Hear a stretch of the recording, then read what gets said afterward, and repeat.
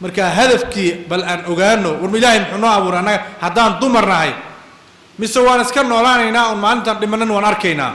taasi waxaa ka dambeyn xisaab baa ka dambeynaysa mar haddii xisaab dambeynayso war ilaahay muxuu ii abuuray waa inaad ogaato laba ilaahay awaamirtiisa oo ina dan ka gelin gabdhaha oo ina fiirininba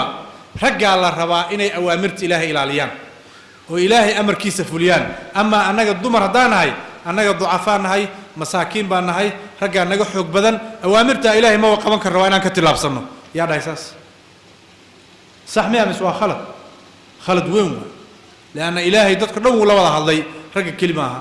awaamirta ilaahay yaa la ihaanaystay oon ihtimaam loo yeelin meel kastay taagan tahay waxaan macno lahayn dhan bay fiirinaysaa marka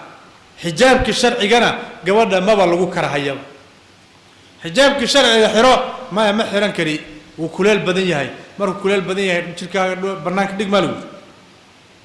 taasaa ka ciqaab badan kuleelkan maanta aad ka cararayso kuleelka jahannama ka kulul qul naaru jahannama ashaddu xaran naaru jahannama ka kuleel badan markii munaafiqiinta la dhahay war tabuuk aada ee baxa waa kuleel bay dheheen marka waxaa la yidhi qul naaru jahannama ashaddu xaran kuleelkan aad ka cararaysaan yaa naxariis noqon maalintii jahannama laydin dhumbiyo qul naaru jahannama ashaddu xaran kuleelka dabkaad shidato oo guriga ku yaallo bal gacanta dhex dhigo ee ku hay cabaar ma ku hayn kartaa la hataa ruux agtiisa istaagay malaha jahannama waa 70 jeer la laabay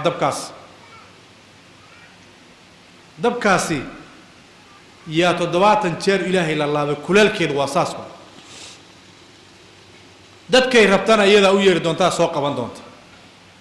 marka ilaahay awaamirtiisa inay qalbigeena ku weynaadaan haddaan dumarnahay oon ilaahay awaamirtiisa ilaalinno